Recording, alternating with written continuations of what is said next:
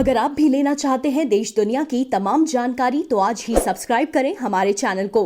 साथ ही नीचे दिए बेल आइकन को जरूर दबाएं ताकि हर अपडेट आप तक पहुंच सके। नमस्कार, प्रभावशक्ति न्यूज नेटवर्क पर आप सभी का स्वागत है।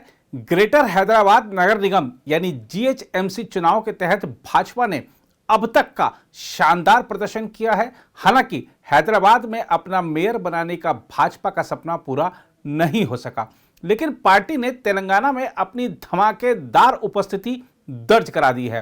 हैदराबाद निगम चुनाव में भले टीआरएस एक बार फिर सबसे बड़ी पार्टी बनकर उभरी हो, लेकिन उसकी सीटों की जो संख्या कम हुई है वह उसके लिए खतरे की घंटी है। पहले विधानसभा चुनाव में सीटें कम होना, फिर लोकसभा चुनाव में सीटें कम होना और अब ग्रेटर हैदराबाद निगम चुनाव में टीआरएस की सीटें कम होना केसीआर के लिए बड़ी चेतावनी है। मुख्यमंत्री के चंद्रशेखर राव को यह समझ आ जाना चाहिए कि भाजपा तेजी से उभरती ताकत है और टीआरएस को सीटों का जो भी नुकसान हो रहा है वह भाजपा के लिए फायदा बनता जा रहा है। विभिन्न राज्यों में सीधी लड़ाई में कांग्रेस को चित्त करने के बाद अब भाजपा खासतौर पर दक्षिणी राज्यों में अपना आधार बढ़ाने के मिशन पर है और जिस तरह से क्षेत्रीय दलों से टक्कर ले रही है वह परिवार आधारित राजनीतिक दलों के लिए तो खुली चेतावनी ही है। भाजपा ने निगम चुनाव को सिर्फ स्थानीय चुनाव नहीं समझते हुए इसे पूरी गंभीरता के साथ लड़ा और जिस तरह से पार्टी का शीर्ष नेतृत्व प्रचार में जुटा उससे आगे के संकेत साफ मिल गए हैं।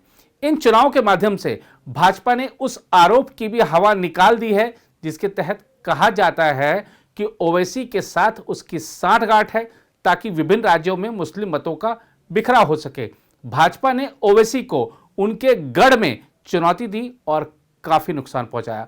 जो लोग हैदराबाद के चुनाव में लक्ष्य हासिल नहीं कर पाने के लिए भाजपा का मजाक उड़ा रहे हैं उन्हें याद रखना चाहिए कि भगवा पार्टी 2016 के चुनाव में सिर्फ 4 सीटों पर जीत दर्ज कर सकी थी और वह चुनाव उसने तेलुगु देशम पार्टी के साथ गठबंधन करके लड़ा था। लेकिन अपने यहां एक प्रचलन है कि अपनी सीटें कम होने का राजनीतिक दल उतना दुख नहीं मनाते जितना दूसरे का लक्ष्य हासिल करने से चूकने का जश्न मनाते हैं। यह चुनाव इस मायने में भी अहम थे कि भाजपा के शानदार प्रदर्शन के लिए अन्य दल ईवीएम को जिम्मेदार नहीं बता सकते, क्योंकि इस चुनाव में मतपत्रों का इस्तेमाल किया गया और पोस्टल बैलेट के अधिकांश मत हर बार की तरह भाजपा के खाते में थे। भाजपा ने जिस तरह इस चुनाव को मुख्यमंत्री के कामकाज पर जनमत का रूप दे दिया था उससे निश्चित ही मुख्यमंत्री को अब सावधानी पूर्वक आगे बढ़ना होगा। भाजपा इस चुनाव परिणाम से और हालिया विधानसभा उपचुनाव परिणाम के बाद से जोश में है और उसे आगे बढ़ने से रोक पाना टीआरएस के लिए नामुमकिन नहीं तो कठिन चुनौती तो जरूर बन गया है। इन चुनाव परिणामों ने एक बार फिर साफ कर दिया है कि एक समय राज्य में राज करने वाली कांग्रेस अब अपना आधार पूरी तरह खो चुकी है और मुख्य विपक्षी की भूमिका में भाजपा ही आ गई है।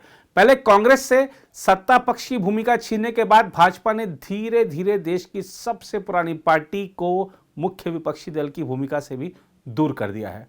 अब बात जरा अन्य राज्यों में हुए चुनाव में भाजपा के प्रदर्शन की कर ली जाए। महाराष्ट्र विधान परिषद के सदस्यों के लिए हुए चुनाव में भाजपा को निश्चित रूप से झटका लगा है और पार्टी ने अपनी कमियों को स्वीकार कर आगे बढ़ने की बात कही है। यहां शिवसेना की खुशी इसलिए समझ नहीं आ रही क्योंकि वह भाजपा को मात्र एक सीट मिलने पर खुशी जता रही है, लेकिन खुद एक भी सीट नहीं जीत पाई। इसका गम उसे नहीं दिख रहा है। महाराष्ट्र में भाजपा को लगे झटके को लेकर पार्टी नेता देवेंद्र फडणवीस ने माना है कि उनकी पार्टी महाविकास आघाड़ी के सहयोगियों की संयुक्त ताकत का आकलन करने में असफल रही। देखिए, महाराष्ट्र विधान परिषद के जो चुनाव हुए उसमें जो निर्णय आए हमारे अपेक्षा अनुरूप वो नहीं है। हम ये मानते थे कि हमको ज़्यादा सीटें मिलेगी, मात्र 1 सीट हमको मिली है। और विशेष रूप से इसमें जब हम विश्लेषण करते हैं तो ध्यान में आता है कि 3 पार्टियां साथ में आने के बाद उनकी शक्ति का जो हमने आकलन किया वो कहीं ना कहीं गलत हुआ है। हमको और मेहनत करनी पड़ेगी उनकी शक्ति कितनी इसको समझकर, चूँकि मैं तो ऐसा मानता हूँ और मैंने इससे पहले भी कहा है कि ये 3 पार्टियां एकत्रित आने से शायद तात्कालिक लाभ उनको होगा पर लॉन्ग टर्म लाभ हमको होगा, क्योंकि हमको बड़ी स्पेस मिल रही है। अब उसको हमको ऑक्यूपाई करना है, उसको ऑक्यूपाई हम नहीं कर पाए। ये पहला ही चुनाव था इसलिए उसको हम ऑक्यूपाई नहीं कर पाए, लेकिन इसको हम निश्चित रूप से करेंगे। और मैं ऐसा मानता हूँ कि हमें तो अब 1 सीट मिली है, लेकिन जिनके मुख्यमंत्री है उनको 1 भी सीट नहीं मिली तो उनको भी इस पर विचार करना पड़ेगा। वहीं अगर उत्तर प्रदेश की बात करें तो विधान परिषद की शिक्षक निर्वाचन क्षेत्रों के परिणाम मिश्रित रहे। हालांकि सत्तारूढ़ भाजपा ने अच्छा प्रदर्शन कर सबसे ज्यादा सीटें जीती हैं, लेकिन प्रधानमंत्री नरेंद्र मोदी के संसदीय क्षेत्र वाराणसी में स्थानीय खंड शिक्षक क्षेत्र से समाजवादी पार्टी की जीत तथा उत्तर प्रदेश के मुख्यमंत्री योगी आदित्यनाथ के गढ़ गोरखपुर फैजाबाद खंड शिक्षक क्षेत्र से निर्दलीय प्रत्याशी की जीत से भाजपा को सचेत हो जाना चाहिए। बहरहाल भाजपा ने इस समय जम्मू कश्मीर में हो रहे डीडीसी चुनाव में भी पूरी ताकत झोंक रखी है। देखना होगा कि वहां के मतदाता क्या फैसला करते हैं। यह चुनाव इसलिए ज्यादा महत्व रखता है क्योंकि अनुच्छेद 370 हटाए जाने और जम्मू कश्मीर को केंद्र शासित प्रदेश का स्वरूप मिलने के बाद वहां पहली बार चुनाव हो रहा है।